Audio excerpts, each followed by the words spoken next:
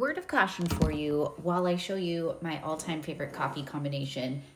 Nut Pods, cookie butter, so delicious, and the most adorable little mug my husband just got me. If you watch my videos, you have probably watched a video or two about getting pre-approved as a self-employed buyer. And if you haven't, there's a playlist. Put it in the microwave for 15 seconds so it'll froth up when I go to froth it. Self-employed mortgage lenders use your most recent 2 years worth of tax returns to determine what you qualify for. And that's based on your net profit, not your gross income, not your gross receipts, not the top line number, like so many business owners assume we use. And I know that gets really confusing for people because when we're looking at W-2 income, we do use the gross. Long story short, this individual reaches out to me and states that they went to their bank and their teller at their bank said, oh my gosh, you deposit so much money, you should qualify for a home just fine. And we don't even actually require documentation up front. We just go ahead and issue the pre-qualification letter so you can go and house hunt based on what we know about you. So I reply back and ask, does that mean that they offer bank statement loans? So they only look at your deposits to qualify you?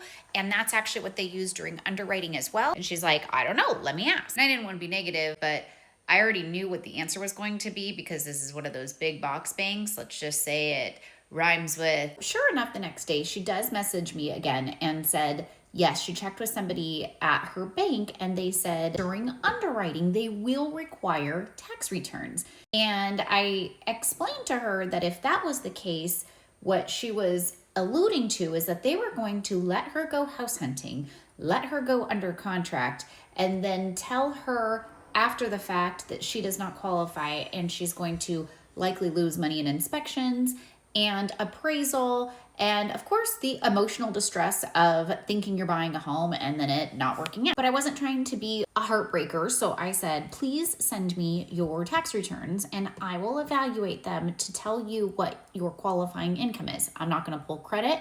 I'm not even asking you to work with me. I just wanna make sure that before you actually go and fall in love with something, that you have a chance of actually closing on it. Guys, her gross income for the whole year of 2024 was $1,400 and some change.